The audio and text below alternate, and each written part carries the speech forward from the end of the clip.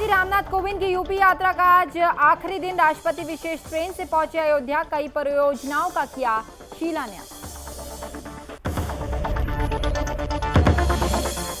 मन की बात कार्यक्रम का 80वां एपिसोड आज। पीएम मोदी बोले, स्वच्छ भारत अभियान के संकल्प को कभी भी मंद नहीं पड़ने देना है। छत्तीसगढ़ के भिलाई में विश्व हिंदू परिषद और बजरंग दल ने 40 परिवारों की हिंदू धर्म में कराई वापसी। शुद्धिकरण के बाद अपनाया हिंदू धर्म।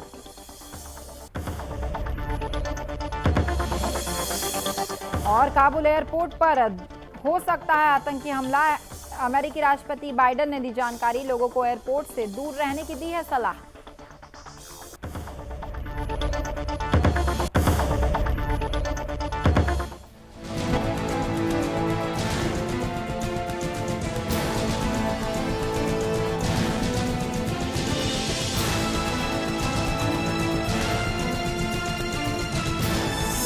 आप देख रहे हैं सुदर्शन न्यूज। नमस्कार, सुदर्शन यूपी देख रहे हैं आप और मैं हूं आपके साथ स्मारिका ठाकरे। अफगानिस्तान के काबुल से अपने वतन लौटे युवक ने अपनी आप बीती सुनाई है। आपको बता दें कि बांसडीह कोतवाली क्षेत्र के ग्राम सभा छितरौली निवासी राजेश पांडे के चेहरे पर अब भी खौफ है। 23 अगस्त को राजेश अपने घर सुरक्षित पहुंचे, जिसके बाद राजेश ने अपनी दास्तां सुनाते हुए कहा कि सरकार के प्रयास से मैं अपने परिवार के बीच हूं। और साथ ही राजेश ने कहा कि अब जीवन में मैं कभी अफगानिस्तान नहीं जाऊंगा। आपको बता दें कि राजेश काबुल एयरपोर्ट से महज 8 किलोमीटर की दूरी पर एक निजी कंपनी में काम करने भारत से 22 फरवरी 2021 को गए थे और वहां 21 फरवरी को तालिबानियों ने 150 भारतीयों को अगवा कर लिया, जिसमें राजेश भी शामिल था। लेकिन भारत सरकार के प्रयासों के बाद सकुशल राजेश अपने घर वापस भारत लौट आए हैं। एयरपोर्ट काबुल पर पहुंचे हैं, वो भी 100 मीटर की दूरी पे। वो भी हम लोग के गेट में एंट्री नहीं हो पाई है। फिर हम लोग को डोमेस्टिक एयरपोर्ट से हम लोग को फ्लाइट हुई, जो हम लोग इंडिया आए हैं। इंटरनेशनल एयरपोर्ट से हम लोग की फ़्लाइट नहीं हुई थी, इतनी भीड़ थी। 8 घंटे में आप आए। कितनी दूरी 8 घंटे पे आपने तय की? 8 घंटे की दूरी हमने 8 किलोमीटर था, वो जो था हम लोग 8 घंटे लगा था वहाँ पहुँचे पर, फिर भी हम लोग नहीं पहुँच पाए थे। इतनी वहाँ दहशत थी, इतनी भीड़ थी। तो आपको एयरपोर्ट से कितने दूरी पे छोड़ दिया गया? हमको एयरपोर्ट से फिर 100 मीटर जब हम लोग इंटरनेशनल एयरपोर्ट पर नहीं घुस पाए तो हम लोग फिर रिटर्न हो गए। बाईपास रोड से रिटर्न होके आके हम लोग का जो अमेरिकन डोमेस्टिक एयरपोर्ट है, वहाँ से हम लोग की C-70 कार्गो फ्लाइट, हम लोग 168 आदमी की फ़्लाइट हुई थी, जो हम उसे आए हैं। आप बस से जब डोमेस्टिक गए तो आप अकेले गए कि आपको प्रशासन लेके गई? प्रशासन थी, अमेरिकन फोर्स भी थी, जो भी था भारत सहयोग के हिसाब से हमको सब व्यवस्था मिला था। कोई दिक्कत हमको रास्ते में सामना नहीं करना पड़ा। अच्छा जी, आप तो वहाँ पे मौके पे मौजूद थे। वहाँ के महिलाओं के साथ आतंकियों के द्वारा क्या किया जा रहा था, कुछ बताएंगे? हो रहा था ये है कि औरतों के साथ कुछ अत्याचार हो रहा था, बच्चों के साथ हो रहा है। एक डरावना माहौल था वहाँ। कुछ अत्याचार माने? कुछ अत्याचार वही थी, औरतों को पकड़ के लिया जा रहा है, बच्चों को मारा जा रहा है, माने एक डरावना माहौल था वहाँ। अब खबर यूपी के चंदौली से है, जहां ट्रक में छुपाकर बिहार ले जा रहे 60 लाख की अवैध शराब की बड़ी खेप पुलिस ने बरामद कर ली है। आपको बता दें कि प्रभारी निरीक्षक और क्राइम ब्रांच के नेतृत्व में पुलिस ने मुखबिर की सूचना के आधार पर कार्रवाई करते हुए नेशनल हाईवे से ट्रक में छुपाकर ले जा रहे 700 पेटी अंग्रेजी शराब के साथ एक तस्कर को गिरफ्तार कर लिया है। फिलहाल आरोपी से पूछताछ जारी है। पुलिस को यह सूचना मिलती रही है कि हरियाणा प्रांत से शराब तस्कर जो है बिहार में तस्करी कर रहे हैं। इसी क्रम के अंतर्गत हमारी ये सूजी टीम के साथ साथ थाना चंदौली की पुलिस और सर्विलांस टीम लगी हुई थी। आज रात एक ट्रक शराब पकड़ने में सफलता प्राप्त हुई है। इसके अंतर्गत पूछताछ की गई तो धनवीर नामक एक व्यक्ति है जो हरियाणा से शराब लेकर के बिहार ले जा रहा था, और जब चेक किया गया तो इसमें 700 पेटी शराब इंपीरियल ब्लू अंग्रेजी शराब बरामद हुई है, जिसकी कीमत बाज़ार में 60 लाख रुपए बताई जा रही है और ब्लैक मार्केट में इसकी कीमत 1.5 करोड़ के आसपास ऐसा बताया जा रहा है। तो वहीं हमीरपुर में सपा जिला पंचायत सदस्य की गिरफ्तारी का एक बड़ा मामला सामने आया है। पुलिस ने सपा जिला पंचायत सदस्य को वाहन चेकिंग के दौरान गिरफ्तार कर लिया है। सपा जिला पंचायत सदस्य राम सजीवन यादव की गाड़ी से अवैध देशी पिस्टल और कारतूस भी बरामद की गई है और साथ ही गाड़ी में पीछे बैठे एक व्यक्ति से राइफल बरामद की गई है, जिसका लाइसेंस किसी दूसरे व्यक्ति के नाम था, जो गाड़ी में मौजूद भी नहीं था। तो वहीं पुलिस ने पकड़े गए जिला पंचायत सदस्य और उसके साथी को गिरफ्तार कर लिया है। फिलहाल मामले की जो छानबीन है वो जारी है।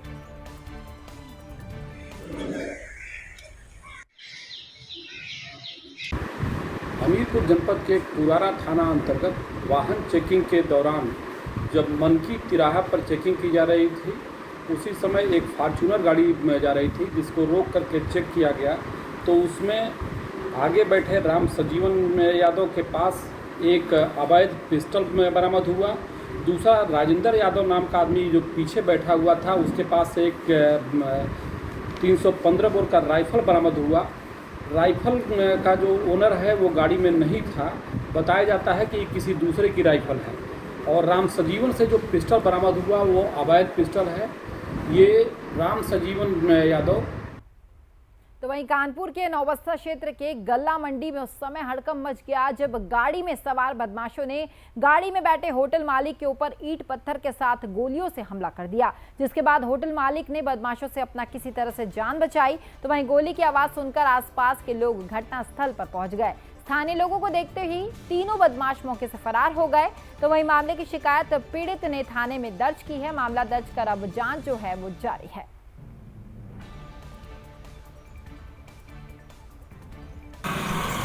क्या नाम है आपका और क्या हुआ है आपके साथ? राहुल मिश्रा। क्या हुआ है आपके साथ? हमारे गाड़ी में गोलियां चलाई गई। अच्छा, कैसे क्या हुआ हादसा? सुबह हम जब 5 बजे घर से निकले, 5 साढ़े 5 बजे का टाइम होगा, निकले, गाड़ी में बैठे, गाड़ी स्टार्ट की, उधर से हर्ष राइडर और 2-3 और लोग थे गाड़ी में। जो उतरे 2 ही लोग थे, हर्ष और राइडर। वो लोग उतरे, पहले घूमने चलाने लगे गाड़ी में। फिर क्या हुआ, अंदर से निकाले तमंचे, लोगों ने गोलियां चलाना चाहिए, तो हम छिप गए नीचे, तो बच गए, नहीं तो गाड़ी में तो आर पार ही है गोलियां। तो अच्छा, क्या मतलब कैसे, क्या कोई रंजिश थी क्या इनसे? आप रंजिश कोई नहीं, पहले साथ में काम हम धंधा रहता था इनका। अच्छा। अब हमला अलग अलग हो गए, वही उनको अब समझ नहीं। क्या करते हैं आप? हमारे ढाबे भी हैं और थोड़ा ज़मीन का काम। पुलिस को आपने दिया तहरीर वगैरह कुछ है? तहरीर दे दी। क्या पुलिस ने क्या बोला? जांच करके कार्रवाई कर रहे हैं। ठीक है। तो वहीं राष्ट्रीय महासचिव और राज्यसभा सांसद सतीश मिश्रा ललितपुर पहुंचे, जहां जनपद के एक निजी होटल में ब्राह्मणों की एक सभा को उन्होंने संबोधित किया। इस दौरान राज्यसभा सांसद ने बीजेपी पर जमकर निशाना साधा और साथ ही उन्होंने बसपा से जुड़ने का आह्वान भी किया है। तो वहीं ये सभी ब्राह्मणों के सम्मान, सुरक्षा और तरक्की को लेकर आयोजित की गई थी, लेकिन सभा में न तो ब्राह्मण वर्ग के उत्थान और प्रगति और सुरक्षा चर्चा की गई।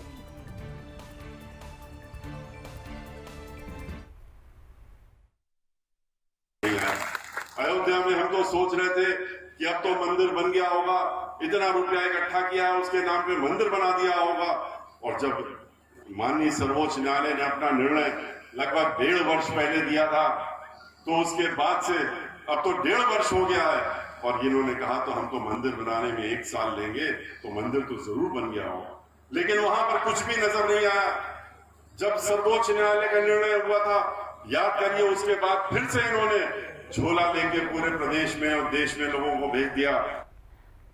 अब खबर यूपी के ललितपुर से है, जहां थाना पाली में युवक ने शर्ट से गले में फंदा लगाकर थाने में ही आत्महत्या कर लिया। आपको बता दें कि ग्रामीण की शिकायत पर पुलिस ने युवक को हिरासत में ले लिया है, जहां युवक ने आत्महत्या कर ली है। तो वही मामले की सूचना मिलते ही मृतक की पत्नी और परिजन थाने पहुंचे हैं, जहां मृतक की पत्नी ने पुलिसकर्मियों पर हत्या का आरोप लगाया है और साथ ही पुलिसकर्मियों पर FIR दर्ज की जाने की मांग भी की है। फिलहाल इस मामले में कार्रवाई करते हुए 5 पुलिसकर्मियों को सस्पेंड कर दिया गया है। 112 पर एक इवेंट की डिटेल आई थी। उसमें मोहल्ले के एक व्यक्ति ने शिकायत की थी कि तेजराम द्वारा शराब का नशा करके वहां पर गाली गलौज और बाकी चीज़ें की जा रही हैं। उक्त इवेंट पर 112 के द्वारा उस व्यक्ति को करीब 8:17 पे रात के इनको यहाँ पर थाने पर लाया गया था और थाने को सुपुर्द किया गया था।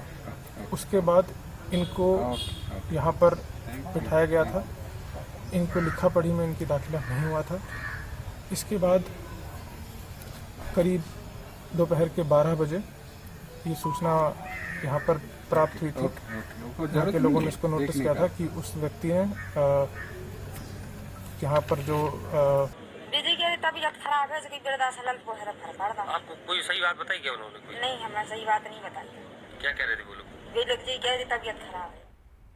तो वहीं यूपी के मोदी नगर में उस समय हड़कंप मच गया जब बेखौफ बदमाशों ने शराब के ठेके पर युवक को गोली मारकर वो फरार हो गए। दरअसल पीड़ित युवक शराब के ठेके के अंदर जा रहा था कि तभी अचानक बाइक सवार बदमाशों ने युवक को गोली मार दी, जिससे युवक गंभीर रूप से घायल हो गया है। जिसके बाद स्थानीय लोगों ने पीड़ित को आनन फानन में अस्पताल में भर्ती कराया, जहाँ पीड़िता का इलाज चल रहा है। फिलहाल मामले की जो जाँच है वो जारी है।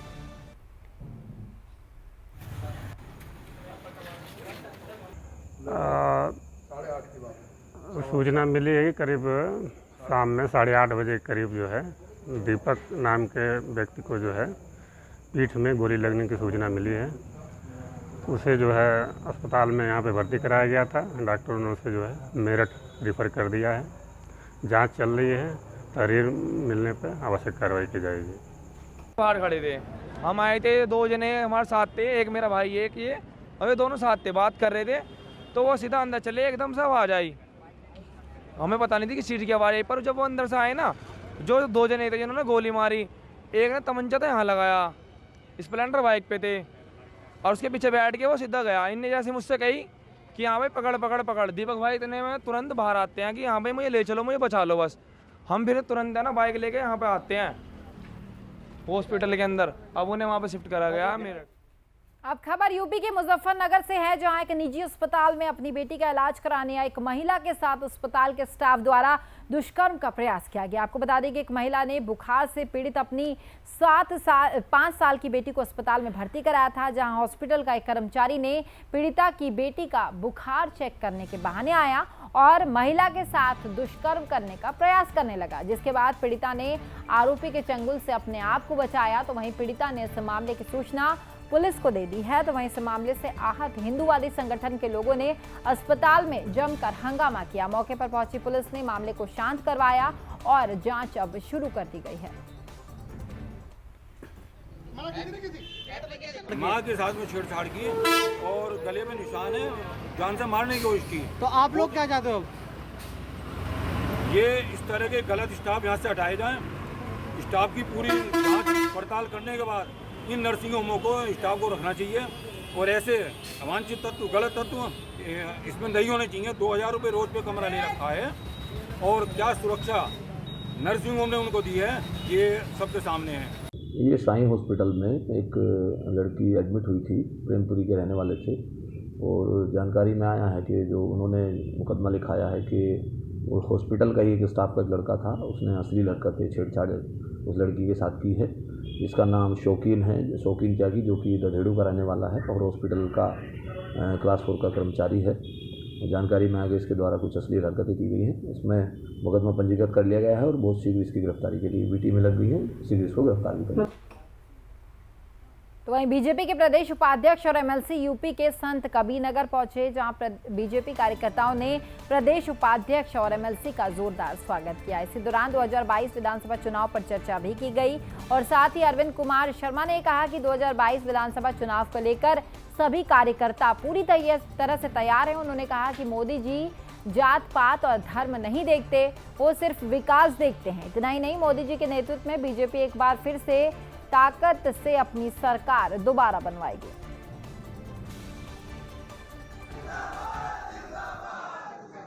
चुनाव को लेकर जो तैयारी है उसका नमूना आप यहाँ देख सकते हैं। जनता में जो उत्साह है, जो ऊर्जा है, और भारतीय जनता पार्टी को लेकर के कार्यकर्ताओं में जो जोश है, उसे आप प्रत्यक्ष देख सकते हैं और यही भारतीय जनता पार्टी की तैयारी का उदाहरण है। भारतीय जनता पार्टी आने वाले चुनाव में पहले से भी ज़्यादा बहुमत से वापस आएगी और भारतीय जनता पार्टी की पुनः सरकार बनेगी। अब खबर यूपी के सोनभद्र से है, जहां एक निजी कॉलेज में अवैध खनन का मामला सामने आया है। बिल्ली मार कुंडी क्षेत्र में माफियाओं की तरफ से अवैध खनन किया जा रहा है। दरअसल खनन करते समय खदानों में ब्लास्टिंग भी की जाती है, जिससे कि यहां आसपास के क्षेत्रों जैसे कि पीजी कॉलेज के छात्रावास में रहने वाले बच्चे ब्लास्टिंग के होने से डर जाते हैं। तो वह इस मामले में छात्र संघ के अध्यक्ष और विद्यार्थी परिषद के जिला संयोजक ने इसकी शिकायत प्रभारी मंत्री, जिलाधिकारी और खनिज अधिकारी से की है, लेकिन अब तक इसमें कोई भी सुनवाई नहीं हो सकी। जी, यहाँ पर रोज ब्लास्टिंग होती है जिससे इस बिल्डिंग के गिरने का डर रहता है और ये जो दीवार है हर हमेशा कंपन करते रहता है, लगता है कि कब गिर जाए। अच्छा। हाँ, इससे बहुत खतरे का डर रहता है। दरारें भी पड़ी हैं? हाँ, सभी रूमों में दरारें पड़ी हैं। जिला प्रशासन, खनन अधिकारी, डीएम साहब को और यहाँ तक कि प्रभारी मंत्री जी को भी हमने ज्ञापन के माध्यम से अवगत कराया है कि यहाँ पर ओबरा राजकीय स्नातकोत्तर महाविद्यालय ओबरा का छात्रावास जो है और विद्यालय दोनों ही हैवी ब्लास्टिंग के कारण बुरी तरीके से प्रभावित है। आए दिन यहाँ पर हैवी ब्लास्टिंग होती है जिससे छात्रावास में रह रहे विद्यार्थियों को भारी मुश्किलों का सामना करना पड़ रहा है। उनके जान का डर हमेशा बना हुआ है, वो भयभीत हैं और इसकी सूचना हमने जिलाधिकारी महोदय को भी अवगत कराया है और खनन अधिकारी महोदय को भी अवगत कराया है। की समस्या ये है कि यहाँ दिन प्रतिदिन हो रहे हैवी ब्लास्टिंग की वजह से हमारे छात्रावास में रह रहे बच्चों के ऊपर काफ़ी समस्याएं प्रकट हो रही हैं, जिससे यहाँ दीवारों में दरार पड़ी है। अभी छात्र जो रहते हैं यहाँ, उनकी बातों को आपने सुना, इनको पढ़ाई करते समय हर समय ये डर लगा रहता है और एकाएक जब ब्लास्टिंग होती है तो इससे इन लोगों को बहुत ज़्यादा डर लगा रहता है, कहीं ये दीवार गिर न जाए या खिड़की का शीशा जो लगा है वो फट न जाए। तो इससे छात्रों में बहुत सी समस्याएं हैं और पढ़ाई करते समय हो रहे ब्लास्टिंग से ध्यान इधर उधर भी भटकता है, जिससे हमारे छात्र पढ़ाई में भी थोड़ा ध्यान लगाते हैं, लेकिन ब्लास्टिंग के कारण इनका ध्यान अलग हो जाता है।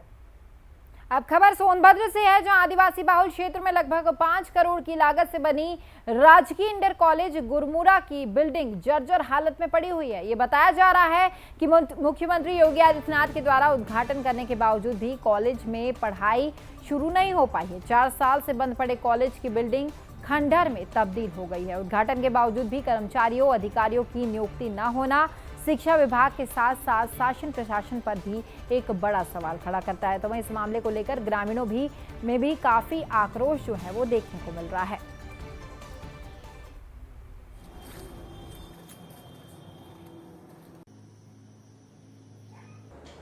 सोनभद्र जिले में ब्लॉक 54 में जो गुरमुरा राजकीय इंटर कॉलेज में पठन पाठन के संबंध में आपने जिज्ञासा जाहिर की है, उस संबंध में मैं आपको बताना चाहूँगा कि ये विद्यालय पूरी तरह से बन करके तैयार है और इसका हस्तांतरण भी विभाग द्वारा 2018 में कर लिया गया है और यहाँ पर विद्यालय को संचालित कराने के लिए, स्टाफिंग करने के लिए, पद सृजन के लिए हम लोगों ने अनुरोध शिक्षा निदेशक लखनऊ महोदय से किया है और उसके क्रम में उन्होंने पत्र भी लिखा है हमारे उप सचिव माध्यमिक शिक्षा अनुभाग 1 को, जो कि 17 मई 2019 का ये पत्र है। और राज्य की सरकार लगातार विश्वविद्यालय, स्कूल, कॉलेज, इंटर कॉलेज बनाती जा रही है, लेकिन यहाँ पे ऐसा एक मामला सोनभद्र के गुरमौरा में प्रकाश में आया है, जहाँ पे इंटर कॉलेज 4 साल से बनकर तैयार है, लेकिन अभी वहाँ पठन पाठन नहीं शुरू हो पाया। इसी संबंध में हम DIO सर से बात कर रहे हैं। आइए सर, एक गुरमौरा में सर इंटर कॉलेज बन के तैयार हो चुका है और अभी वहाँ पठन पाठन का कार्यक्रम सर शुरू नहीं हुआ गया है, क्या पूरा मामला सर क्या है? वो हमारा राजकीय इंटर कॉलेज बन करके तैयार है, हस्तांतरण भी। फिलहाल इस बुलेटिन में इतना ही। प्रदेश की सभी खबरों के लिए आप देखते रहिए सुदर्शन यूपी। नमस्कार।